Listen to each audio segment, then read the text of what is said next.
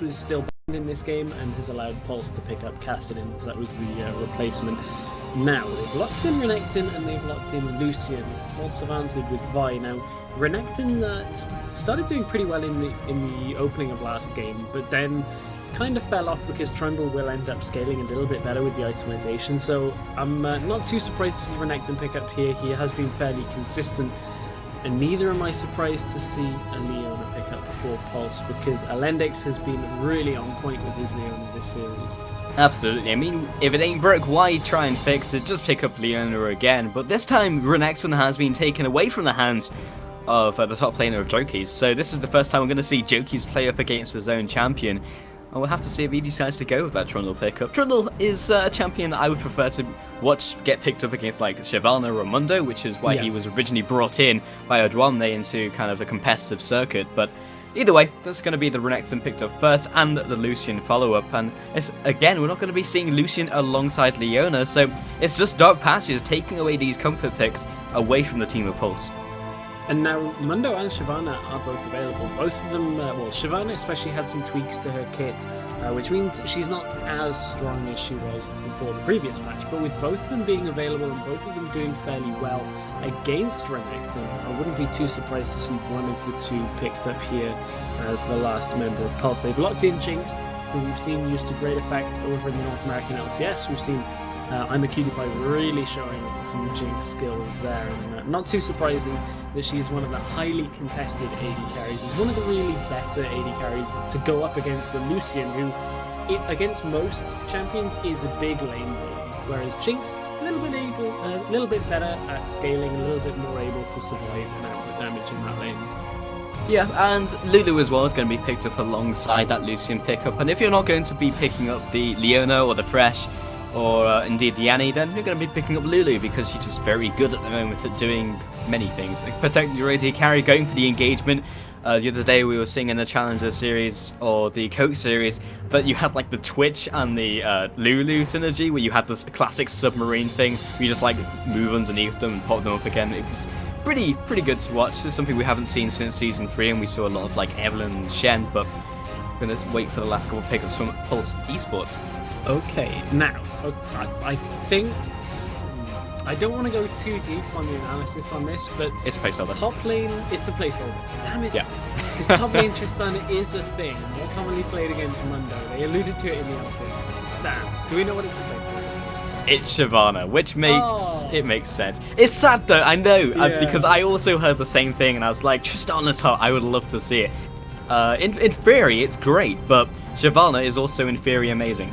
Yes, it's also Tristana not so great against Renekton, should point that out. So I'm not surprised to not see it played here, but it's something that at some point I want somebody to play. They've locked in Akali, but again, we're going back to the lobby, so that could be another placeholder. Yeah, I mean, Akali has seen some play, but unless your name is Westrice, then typically it's not played competitively.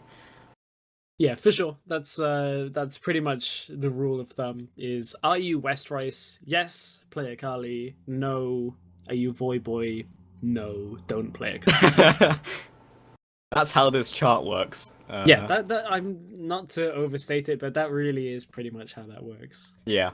So whenever you go into a game and you're like, man, I'd really like to play Akali this game, just go through that series. Am I Westrice? Nope, pretty sure I'm not Westrice. Okay, am I Voyboy? Damn. Am I Bronze 5?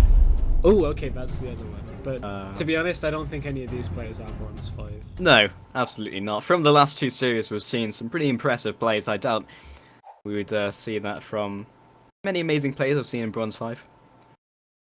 It's a different world down there, Stress.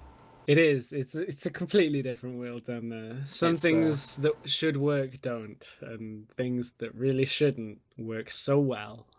I mean, it's basically like Challenger with more inventful builds. That's basically Bronze 5. Well, then again, we're starting to see that come out into Challenger again, because we're getting things like N-Rated playing support Galio, which we actually had a conversation about the day before, which I'd like to think that we would have had something to do with that, but it wasn't a public conversation at all, and we have absolutely no proof or basis that we had said conversation, because nobody talked about it publicly. But bit we are sad. starting to see some more of these innovative picks and innovative builds coming out, because I mean the champion pools that we're seeing, the fact that in EU LCS I think we're over 50% of the champions played, which is quite an increase from the 35-36% that we saw last season. Yeah, and it's fairly easy to do the percentages when there was 100 champions, but now there's like 116. It's like, oh, I have to do maths. So Luckily Leaguepedia do all those maths for us, so generally we don't shout-outs to admit that Leaguepedia. on stream. Like, we're just like, man, we did the calculations ourselves on paper on the fly. But yeah, Leaguepedia is like the source, the fountain of all knowledge. I would not want to, claim information as my own if I had indeed saw it on a Leaguepedia infographic. Indeed. So band champions, see how they spell anything. BHN. I'm not seeing anything. AAG. Again, not seeing too much.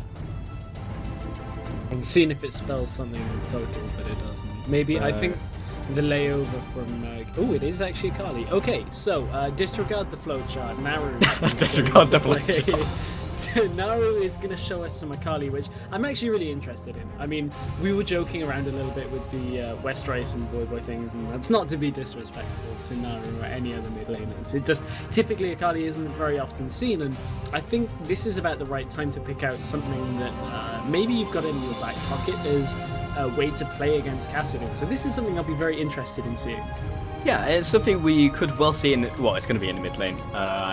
They could go for the lane swapper, but it's probably going to be in that mid lane, and it can face down the Kassadin. Like, in theory, it should work, but we're going to see all the answers to those questions when we jump into the third and final game of Dark Passage and Pulse eSports any second now. So we're going to jump to a quick commercial break. When we get back, we'll be in game. We'll see you soon.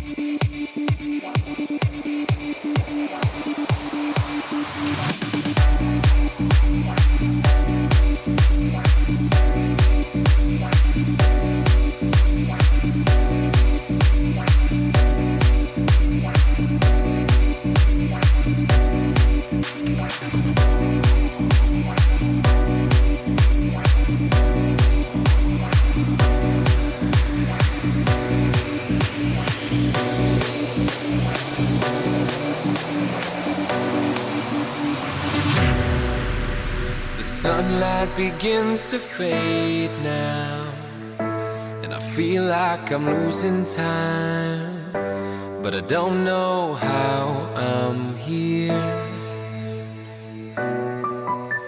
The sunlight has turned to gray, and I feel like I'm losing love again. I don't know how I'm here. I could feel your heartbeat. I could feel somewhere you're looking down. I could feel your heartbeat. I could feel somewhere you're looking down. 'Cause it's you I'm loving, and it's you that I wanna breathe. And it's you I'm loving, and it's you that I wanna need.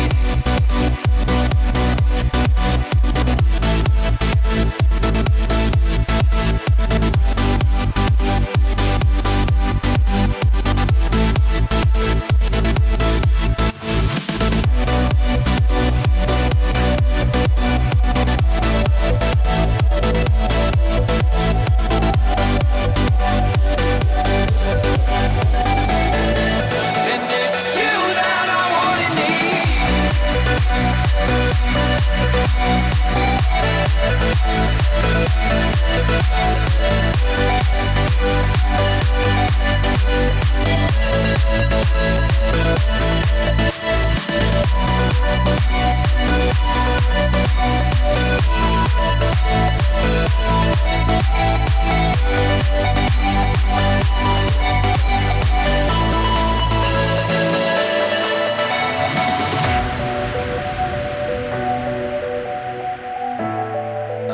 Who wants intro?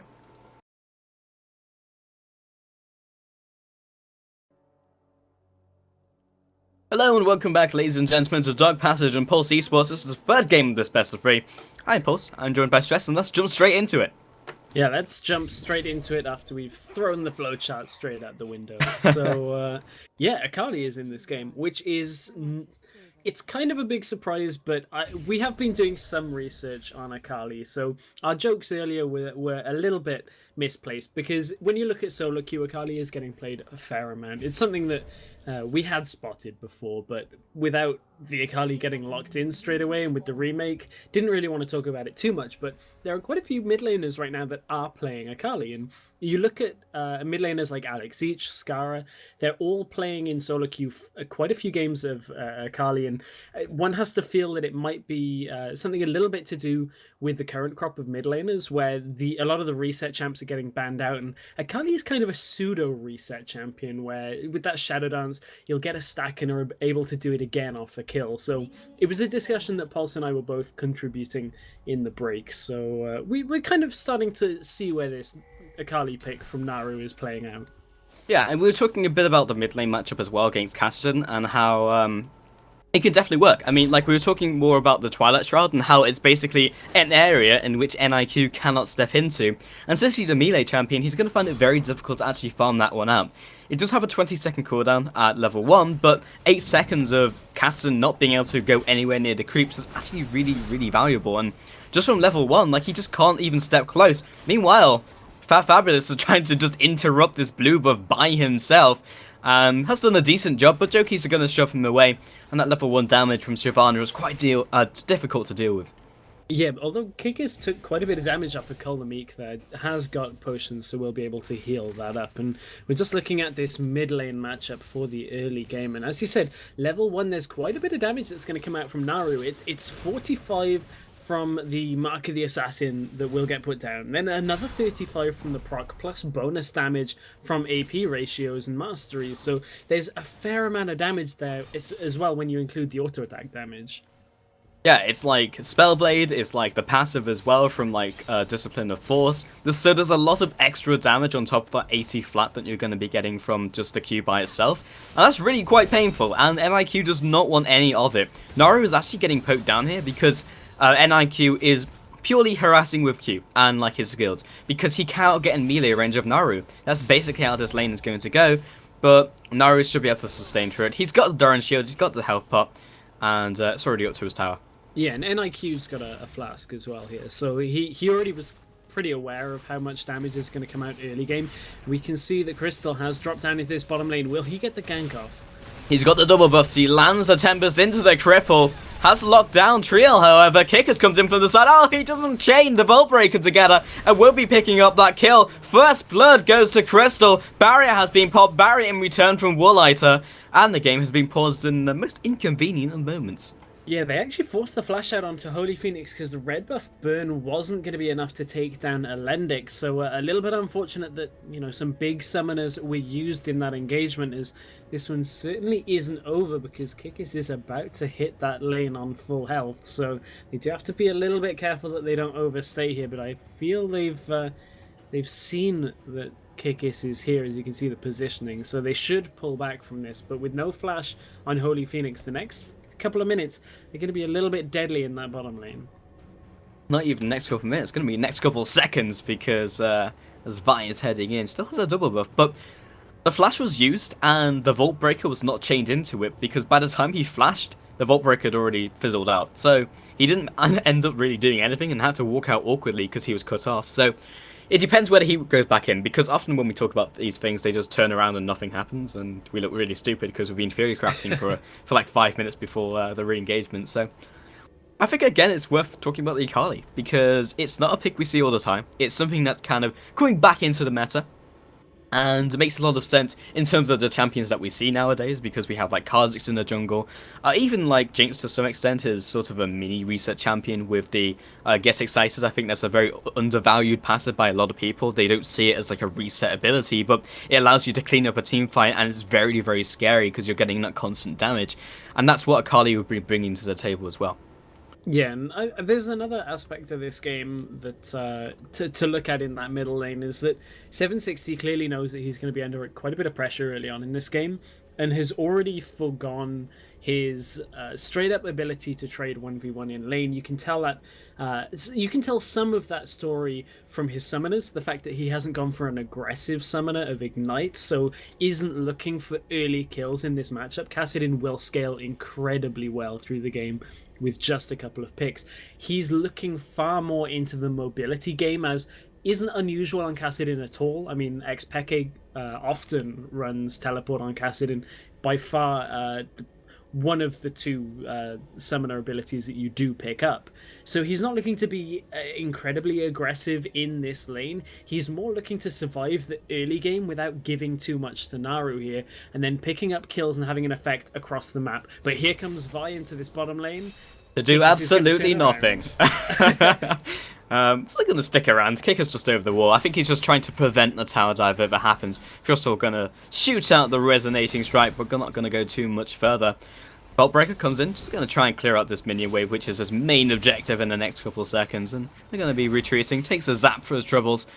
Not quite the target that he can run down. The more I think about it, the more I like this teleport. Of course, teleport is pretty much standard on Kassadin. I mean, there's not many times that you would ever run an Ignite on Kassadin, just to clarify my point previously.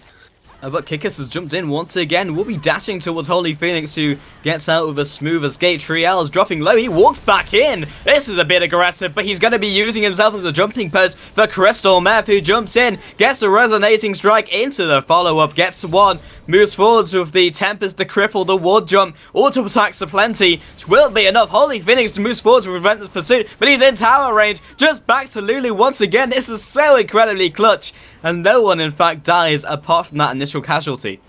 And it's very similar to game number 1, where there was just a lot of aggression in this bottom lane that just continued. Oh! Picks that one up. Piercing light. Unexpected. Just wanted the minions, man. But and that was going to be my comment, was that there's so much aggression. You can see Naru taking quite a bit of damage in that middle lane, hasn't been able to sustain through it but without going back. But so much aggression and a lot of overstaying and playing greedy. Just like top lane, Fabulous is dropping very low. Uses Cool the Meek will be getting some of that health back. Turns it around.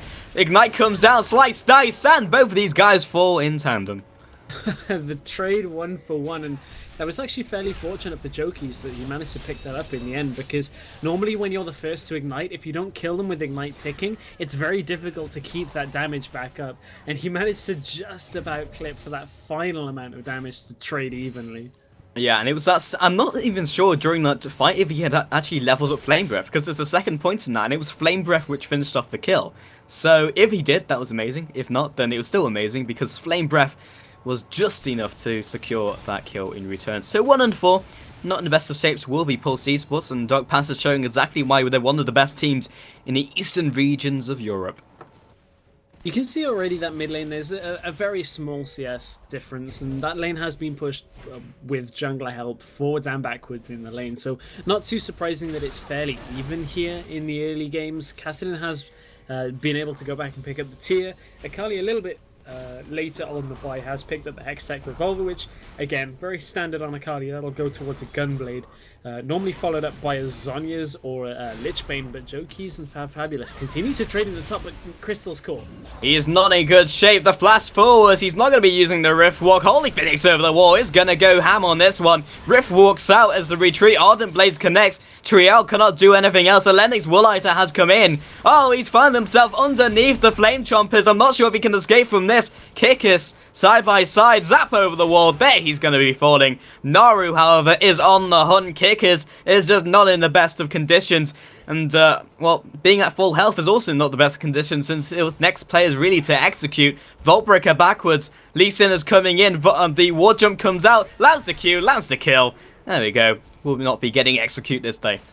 There's so much in the way of aggression in this game that again and again, this is almost a carbon copy of game number 1, where it looks like Pulse are just getting caught out behind turrets, and they're diving so deep and getting into exposed positions that they're just not able to trade efficiently in these starting trades. What we saw in game number 1 though is Pulse starting to pick up more objectives, starting to get gold elsewhere other than kills, and that's really what allowed them to start closing the game out.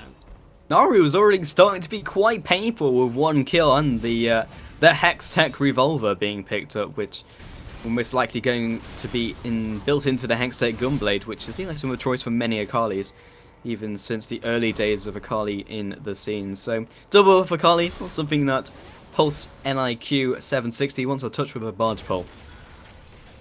Alendix has gone aggressive in the bottom lane. Zap comes through, lands onto Triel. Holy Phoenix just landing the auto attacks, landing the follow-up, but not going to be the all-out engage we were looking for. Alendix is also nearly level 6 as well, which will be the point where we'll hopefully, you know, if Alendix can continue his solar flare accuracy, we'll start to land some of those 2- and 3-person ultimates. And really, they were a big part of Pulse's win in the first game as well, in those team fights. Absolutely. Top lane, however, Jokies is being battered down by Fabulous, and because of the recent Shyvana nerfs, it looks like Renekton is able to out-damage her in straight-up trades now, because the damage on Burnout has been reduced, the damage on Flame Breath early levels has been reduced, and that is definitely hurting that trade. Lee Sin heading down Crystal, looking for the next follow-up. Help Pix has been landed onto Holy Phoenix, and we could well see a gang happening, and indeed a counter gang from Kickers, who is indeed hanging around the area. Yeah, you have to wonder how those Shyvana changes have affected. You can see Double Dorans has been picked up, I would imagine, to try and offset some of that reduced damage. Of course, it won't add it to the burnout, but will just give Shyvana extra damage in lane. And I'm just a little, not confused or surprised, but I'm wondering to see how the itemization of Shyvana will play into this now, because normally you just want to build almost straight tank with a blade of your head, but there's the solar flare. Yeah, lands onto Trio and the Flame Chompers. He's not going to be moving anywhere for a couple of seconds. Super Mega Death Rocket lands onto both of these guys. Colin comes through, 1 kill comes down. He's got the Get Excited passive. Crystal Meth from nowhere picks up 1, knocks him backwards. Wooliter's not going to be taking down his AD carry. Oh well, he's got the vision. Double kill, cuts it by moving into the bush, and there's the double kill for Crystal Meth. Really nice trades there for Dark Passage, apart from in the mid lane where Naru actually went aggressive at the same time and ended up dying to 760, which really is not what they want in these situations. I mean, Naru needs to start getting more damage, because a 2-in-1 Kassadin this early into the game is going to be a problem, because Kassadin scales oh so well. He's always a champion we say if he gets a couple kills at any stage in the game, he'll become relevant, and getting it early is just going to make it even more painful as we hit the kind of roaming phase, because that's exactly where NIQ will start to shine on Caston. Something we haven't seen at all in this series, has been banned out every game, and for good reason. We'll see what he can do with this pickup now that he finally has it. Okay, so there's been a bit of a departure on builds from what we saw in the previous games on Lucian. I believe you discussed Zen and the Stoic, the champion designer for Lucian's opinions on the Bloodthirster over Trinity Force. Trinity Force first is going to give Lucian a little bit more potency and maneuverability in team fights, and give him more damage on his normal attacks rather than his the culling, giving that the spike. So I wonder how that'll play into this, because it means the culling is going to do significantly less damage than it would if he had a Bloodthirster. Indeed, and I've just realised that's a 5-1-1 Lee Sin who has gone for exactly the same build. It doesn't really matter if he's getting kills or not. He'll want to go for the more utility-based build, but we'll be approaching that a lot sooner. Sight Zone's been picked up, which again is a more common build that we saw in Season 3. And seems like Crystal is quite happy to keep from that, even though a lot of other Lee Sins have maybe migrated away from it with the ward changes. But it will allow him ward jumps all day. I think Pulse might have cut out there for a second, so hopefully he will be back with us in a second. Oh. Hello. Hello. Are we all? I believe I'm we're fine. both back. Okay, You're fine. I don't know, but if I did cut out, then that was not a good thing, and I'm not really sure what happened. But Either that or I cut out and started talking over you. So apologies for that one. okay, no problem. But kind of not too much happening. It's gone through a more like stale part of the game where both of these teams don't really want to engage on each other, but Elendix now has the Soul Affair available to him, and Dark Passage are pushing in the lane. So this might be the time that we see a potential engagement. Apologies, it looks like it was me. I had some slight packet loss during that trade, but here's the trade in that top lane once again. This time you can see Shyvana starting to trade a little bit better against Renekton, as Renekton does have a good advantage in that lane as well. Has chosen to opt for the Hex Drinker for that extra shield when he will be taken low. He is going to head back though with nearly 2,000 gold, so wouldn't be too surprised to see him maybe pick up something like a Tiamat here. Yep, very possible. Just hanging around in the bottom lane though is Kikis. Does have the Q, does have the ultimate. And Elendix, he is in the bush, has been revealed, but Solar Flare is such a good engagement tool, such incredible range. He just needs it on the right place. He's gearing up for this engagement. It's not quite going to happen. It's going to be Vi heading back to the golems. And again, these guys are going to be a little more passive. So indeed, it's going to be the Hex Drinker for Fabulous at the top lane. Something that a lot of players don't quite realise against Shyvana's damage is a lot of it is mixed, and a lot of it is actually magic damage. Yeah, a fair amount of the damage is, and it's not too surprising to see that being built here, especially when ahead. You don't want to give away kills to a Shyvana at all, because that will, of course, give him more gold for itemization. Here's the engage with the Assault and Battery coming in on top of the Solar Flare. That's not Triel going anywhere in that lane, and Holy Phoenix needs to be quite careful. Duke's out of the way of Zap, but responds with some damage from Light Slinger and the Piercing Light. Vi still hanging around the area. This might be the time they'll go for the dragons, and something we've seen a lot during these series stresses, some very late dragons from these guys. Yeah, I'm a little surprised that Pulse didn't immediately rotate, because now they're in trouble of a counter engage.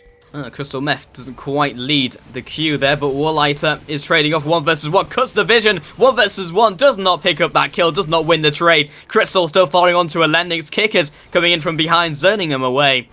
Lands the denting blows, and not going to go too much further. Naru is still in vision range, might be sandwiched. Crystal Meth heading back up to his turret.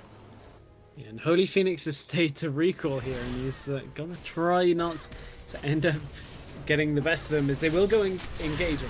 Yeah, Naru comes in, lands the Mark of the Assassin into the Shadow Dance combo.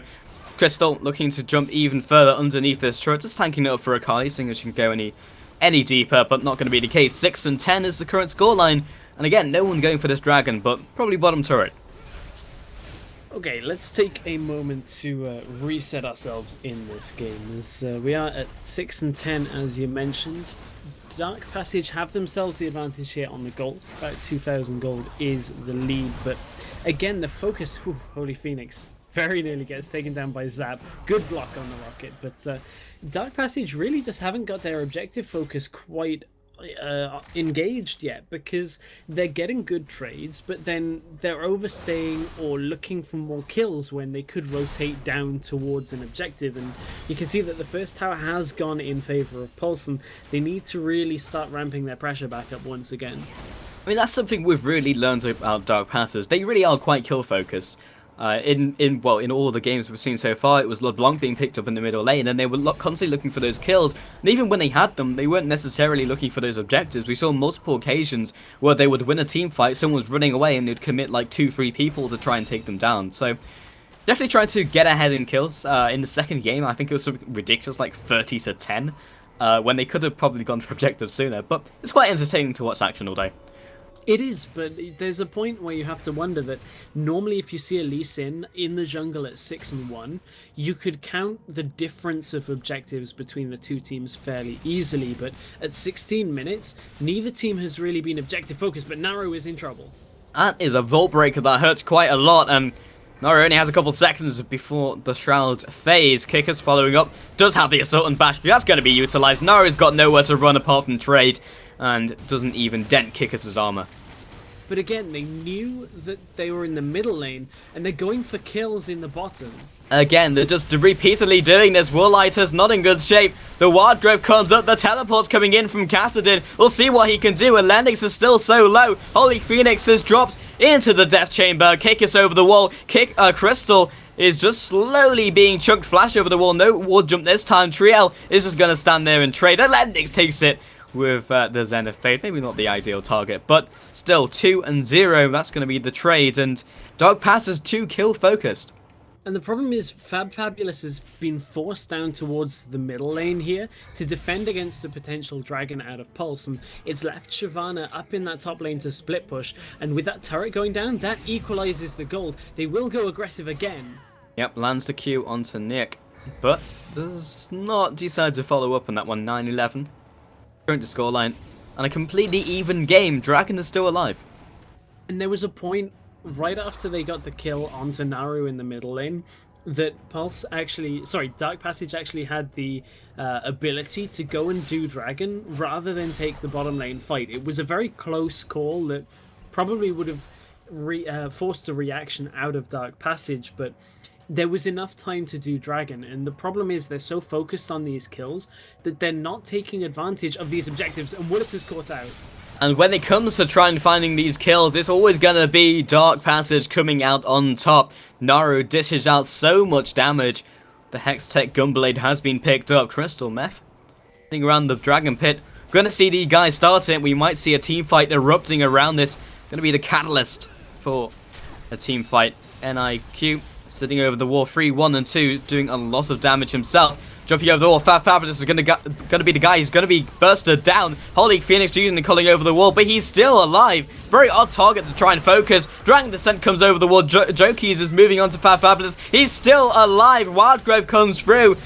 And now he's finally taken down. NIQ seals that one. Jokies is still retreating. Burnout still available. Huge rocket from across the map from Jinx. He's not even in this fight, and they can't quite clean these guys up. Dark Passage are in the clear. Yeah, Dark Passage will get out of that one with the Dragon. Then Naru is looking to jump over the wall. Will go on to Jokies, but there's 3 members. They've gone for this engage again. I'm not sure this is so smart. Naru's definitely going to survive, but you can't say the same thing for his team. Moving into that Shroud, there is a Pinkwood in the bush. They know exactly where he is. Naru running for his life. Jinx in the bottom lane, not even concerned about this. And this is just a matter of how soon can he pick up this kill, and who's it going to go to? Naru is taking the opportunity to get some farm before he hits the bed. And while the trying to chase these kills makes for a somewhat entertaining game, we're already seeing teams start to recognize how important objectives are. I mean, there have been multiple interviews with members of North American LCS where I think it was Scara that said, we basically told Cutie Pie, imagine everything is a turret and go and play the turret game. And you can see Pulse are playing more of the turret game. Yes, they've got a lot of kills. They've been fighting quite... I think Stress may have one where the turrets really were separated. You cut out for a second there, Stress, and I got scared, but you came back to me, so it's fine. I'll always come back, Pulse. Don't worry. Alright, well, we haven't hit the watershed yet, but either way, Crystal is just hanging around the side. Again, Breaking Bad jokes are not going to be available for another couple hours, but we won't be seeing him again today. Has been doing an exceptional performance this game. 6-2-2 is his score, with Spirit of the Ancient Golem picked up. More of a tanky build, exactly what he's been running on every Lee Sin game. Kickers invading this jungle and trying to find himself a kill into Naru. They've definitely got the burst between them. All they need is this CC. They have the vision. There we go, picks up the kill. That's all they need. Just that burst. That is all they need. And there's a point to be made here, is that what would you prefer? A 6-1 Kassadin, now 7-1, or a 6-2 Lee Sin? I'd take that Kassadin any day of the week, since a Kassadin that has kills is incredibly strong. It's a little bit awkward because this isn't solo queue, and generally when it's solo queue, you just pick up more damage because it's solo queue and you want to kill people. But Lee Sin has to go for this tanky build. That's just kind of what he has to go for. And him picking up kills is actually detrimental to the team because, okay, yes, he's got more levels, he'll do a little bit more damage, but he eventually falls behind, and so will the rest of his roster. So it's not really contributing too much, and even though the kills are the same, you can say that those kills have perhaps gone to waste. And the other thing is that, and this is kind of a talking point between quite a few members of the community, is the gold efficiency and the efficiency in general of the item Aegis of the Legion. Typically, you'll see a Lee Sin build Ancient Golem into a Randuin's because that's the most efficient against most teams. Obviously not in this case, because Kassadin has a massive amount of magic damage, so the auraed magic resist is very useful to the team. But the problem is the actual gold efficiency of the item is not as great as some of the other alternatives, but because Kassadin is so strong, he's been forced into spending that gold from kills into a less efficient item personally. Yeah, it's not as good as it was perhaps in Season 2 and Season 3, where it's just like you pick up Aegis and you're good to go. And it was always kind of the thing, is like, who's going to pick Aegis? Or sometimes you just pick up 2 Aegises because the item is amazing. Gold efficiency not so good, but NIQ's damage is definitely right there. But Fabulous does not want to be dealing with the 3-man stack. Crystal Meth in the middle lane with Naru. So both these teams have a lot of damage to offer, but the mobility, the damage from Kassadin is really showing why it was banned in the first 2 games. And you can see that he's already got 2 hybrid items. They're not purely defensive, they do give a lot of AP and damage as well, but with a Seraph's Embrace and a Zhonya's, he's going to be incredibly difficult to kill without catching him out.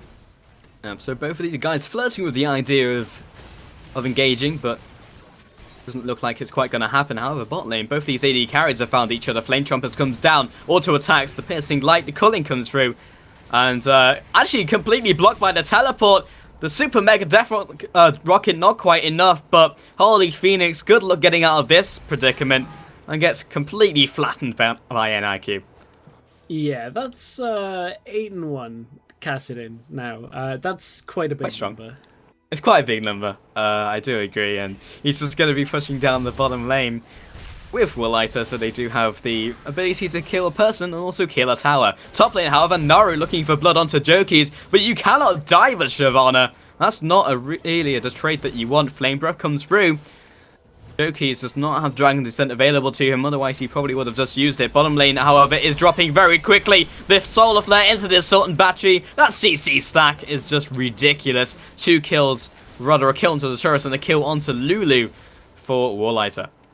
Again, turrets 5 to now 2, so Naru did pick up that top lane turret. And I kind of have to feel that the kill game for Dark Passage isn't working out, and for whatever reason, because of the amount of roaming, because the kill distribution, most of them have gone to Lee Sin, Naru has picked fairly snowball-focused mid laners here in Akali and LeBlanc in the 2 games that I've been here to cast with you, and hasn't been able to get that ball rolling. Again, Crystal caught in the jungle. Those extra kills has made them very tanky, but the damage he's dealing is very minimal. Fabulous heading in along with Holy Phoenix. NIQ off to the side regions. Jumping over the wall, found himself Lee Sin. Holy Phoenix and Fabulous, however, found himself Wooliter, gets the kill, grounds him down with Dominus. The culling does not connect with anything apart from the air. NIQ is leaping after his target, jumps in with Riftwalk. The jump up with Wild Growth comes out. Naru has entered the fight, gets one, gets the shutdown, picks up the second courtesy of Renekton. And the Lendix is the last one surviving. But in the top lane, Jokies is quite happy to push. Yeah, very happy to push. That's where Shyvana wants to be. And that was a poor trade for Pulse. They didn't manage to get the Zhonya's Hourglass out from 760. So one of those items not quite being as useful as they would have liked. But they did pick up a tower in exchange for a dragon. So at this point in the game, the extra map pressure in top lane, I think Pulse will mentally think is favorable to them, but the gold is somewhat even right now between the two. So with that three-man trade that they picked up in that bottom lane, Dark Passage did pick themselves up quite a few objectives, but Naru is caught here. I think they thought he may have gone elsewhere, but Alendix lands the Zenith Blade. That's going to be the Solar Flare and the stun landing. He isn't going anywhere. Flame Trumpets keeps him in one place. Super Mega Death Rocket for Slough points and another kill picked up onto Wooliter. They'll definitely take that one to the bank. Yeah, to the bank is where that's going, and the banks have started to even up. It's only 900 gold now between the two teams, as Dark Passage did get quite a lot in the last 2 minutes of the game. So how will they continue that one through? Because you have to feel that if 760 didn't chase on too much and was a little bit less bloodthirsty in that last engagement, they may have survived a little bit longer and it wouldn't have gone the way it did. So how will Pulse fight these next couple of fights? Well, they're going to invade the jungle. That's exactly their methodology onto Crystal. The follow-through doesn't really have that much damage, but NIQ will provide it. Trio has found himself up there, but Lee Sin is very tanky. Not quite the person you can pick off, and NIQ just going to casually recall in the Baron pit. I thought he was engaging Baron then. I was thinking there's a little bit too many members of Dark Passage still left in Summoner's Rift for that, but looks like Kikis is going to get away with his life. Yeah, and that's just going to be Pulse recalling with a ton of gold.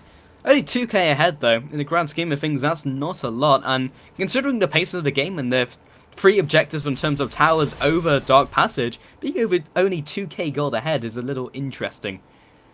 Something else that's a little interesting is Fabulous picking up a Black Cleaver on Renekton. That's not something we see all that much. Now, as offensive items go, Renektons recently have started to pick up Ravenous Hydra because there's on top of it being a good item for split pushing, clearing waves, and laning in general, giving you the extra lifesteal from the Hydra, there's also a little trick you can do with the Tiamat as you go aggressive. You can actually cancel the animation from the stun if you Tiamat in the middle of it, and then E through. So there's just a little Renekton trick of where you can animation cancel with a Tiamat that I'm a little surprised that the offensive item of choice is a Black Cleaver. Yes, okay, there's armor on the side of Pulse in the form of a Zhonya's Hourglass, Sunfire Cape on Shyvana, but I'm not too sure that it's all that necessary in this game. Yeah, I absolutely agree. As offensive items go, as you mentioned, that trick with Ravenous Hydra is exactly why Renektons like to pick it up. Also increasing that wave clear, and especially when you're facing down someone like Shyvana, where you need someone to go toe-to-toe with her, that also allows you just to push out the wave, which will prevent the continued pushing and means you can go elsewhere and be useful to the rest of your team. But Black Cleaver, I mean, there is some armor being itemized by Shyvana, but it's not what's going to win them the game. Fabulous, however, is still unable to trade with Jokies, and Blades of Ruin King means he's not going to go any further on that. So, in the mid lane, Naru, again, just moving on to the farm. So, 49k will be going to Pulse eSports, and 3 towers ahead, definitely with the map control, but unable to go real any further than that. Yeah, again, this game's kind of at a stall point. It looks like, Pulse want to get more towers, more objectives in this game. You can see the split push out of 760. He does have teleport available, so he is the one that will be doing that, and I'm not sure that there's too many members of Dark Passage that can really defend against him, apart from maybe Fabulous, as Kassadin won't be able to chunk through him all that quickly, and that now opens up this Baron area to bait in Dark Passage. Lulu not in good shape. Wooliter is there with kickers, but it looks like Dark Passage are reacting faster. Naru is here. He's looking to gear up and take down his target. nukes him down. The Dragon Descent comes across. Wooliter drops, but so will Naru in response. Double kill for Shyvana. Triel also trying to escape from Nick, who will be taken down with an auto attack. Meanwhile, the AD carry will also be falling, going 6 feet under. Fabulous, unable to do very much apart from the Wraiths.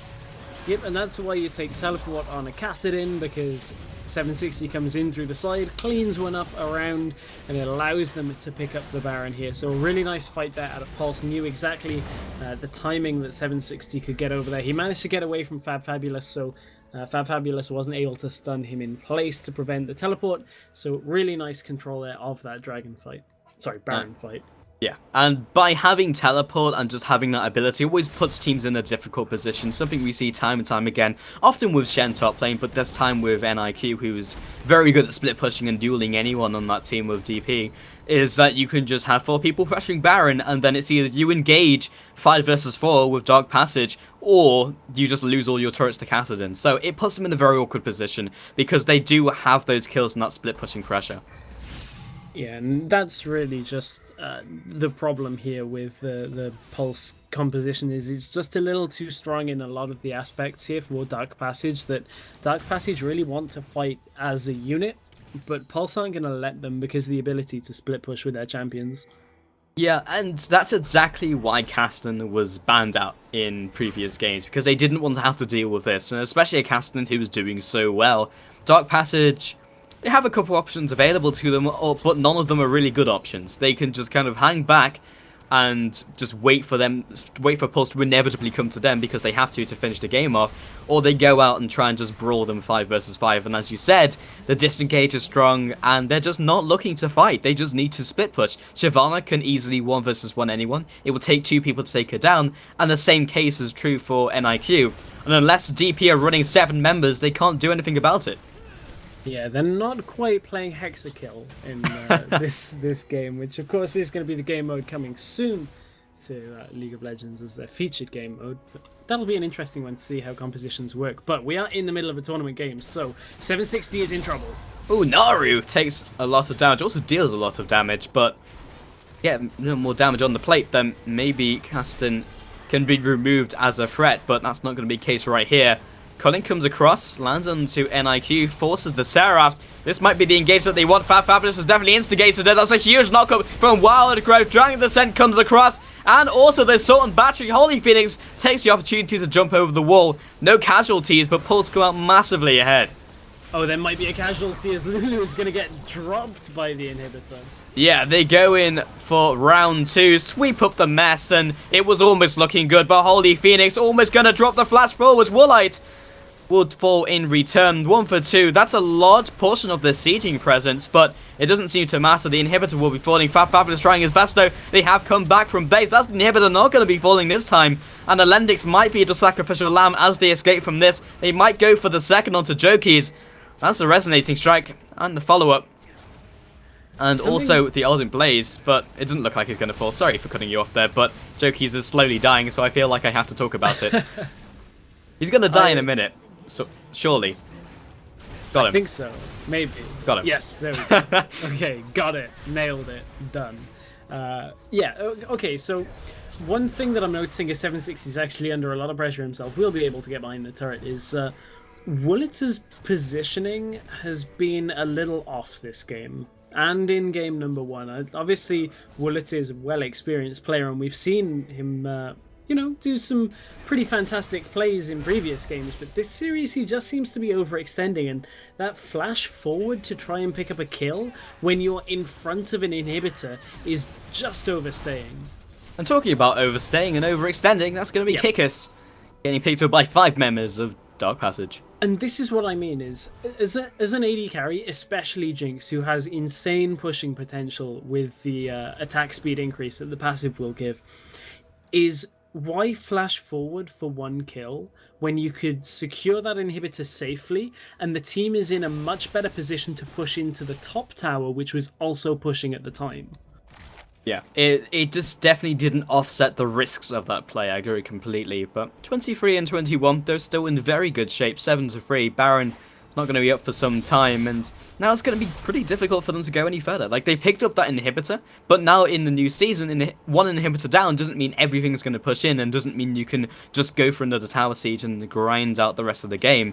We're at the stage where one inhibitor's not so much of a big deal. One lane's pushing, well, one person can clear that out. Yeah, of course, with the changes to inhibitors now, only super minions will spawn in the lane where the inhibitor is down, as opposed to Season 3 and previous seasons where they used to push in every lane. So it's a little bit easier to defend, so that one not so much of a problem. However, Pulse are going to be giving Dark Passage a bit of a problem here, because they're going to clear out as many of the wards as they can and establish as much vision control of the enemy jungle. But another thing that's difficult to do is clear out every ward from your opponent, because there's no Oracle's Elixir anymore.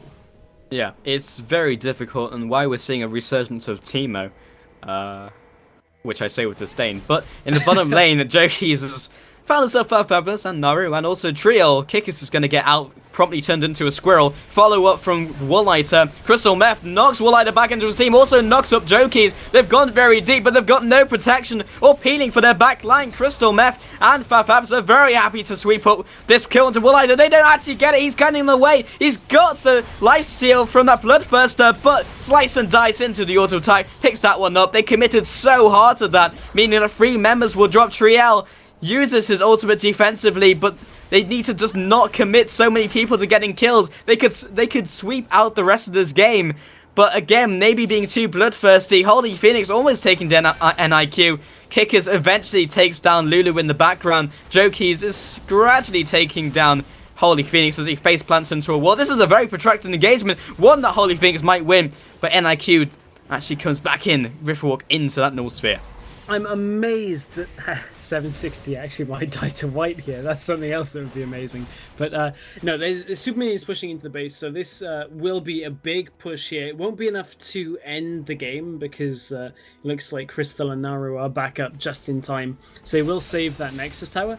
But I'm amazed in that fight that they didn't get that kill onto Woollighter, not only because of how aggressive the members of Dark Passage went on towards Woollighter, but the way the defensive reaction came from Pulse out was there were 3 members. It was Elendix, Kikis, and Jokies all going aggressive onto Naru at the same time. Sorry, it was 760, not Jokies. But the 3 members dived onto Naru to try and kill Akali as fast as possible, but they didn't get it. So a lot of the backline wasn't even there to peel for Woollighter. So I'm amazed they didn't get that kill. Yeah, well, what important matters is definitely this Baron, and Crystal getting caught. This Flame Chompers comes across. There's no chance he's getting away from that, so that's going to be the Baron secured. No smite for Dark Passage and Triel, and also Holy Phoenix just staying around the red area. That's one small consolation prize they can take away from this. Yeah, it is a consolation prize. It's not exactly what you'd be wanting at this point into the game, but Holy Phoenix has picked himself up a Banshee's Veil, going to try and survive a little bit longer in these fights. I think he might have had that for a little while. Yeah, I'm looking at the timeline. He's had that for a little bit, so he's trying to stay alive, but hasn't really been able to all that much in the fight so far. We saw him end up getting chased down at the end of the last one. Pulse will push around. They don't have minions in this bottom wave. This could start an engage. NIQ just deletes Naru off to the side. Fabulous is just zoning these guys away from his team, or is rather being zoned away. Triel's another squishy target they're going to pick up. Super Mega Death Rocket comes down on top of the Solar Flare. Crystal Meth trying his best, does not land the Q onto his desired target, and NIQ will sweep that one up. Janitor NIQ on the case, and looks like the Nexus will be falling. Nexus turret 1 falls down, and that's the GG well played being called. And that will be the game closed out there in favor of Pulse. They will take this series 2 games to 1. Still trying to get kills on the Fountain, but it looks like that will be all she wrote here in this quarterfinal best of 3. Yeah, Pulse eSports take that one home and progress on to the next round against Dark Passage, who did step in at last minute for Ocelot's team, who had to unfortunately pull out. But thanks for watching, guys. We will be jumping on to another best of 3, and after that, another best of 3, because we had one best of 3 yesterday, so we're making up for it for today. But thank you for casting with me today, Stress. I believe that's the last we're going to be hearing from you today, but if these guys... Sound like I'm about to get bundled into a van. Well, anyway, so if you want to find Stress on the internet, where can he find you? You can find me on Twitter at DignitasStress. That's the best place to find me. How about you, Pulse? I know you're sticking around, but we'll get the plugs in anyway.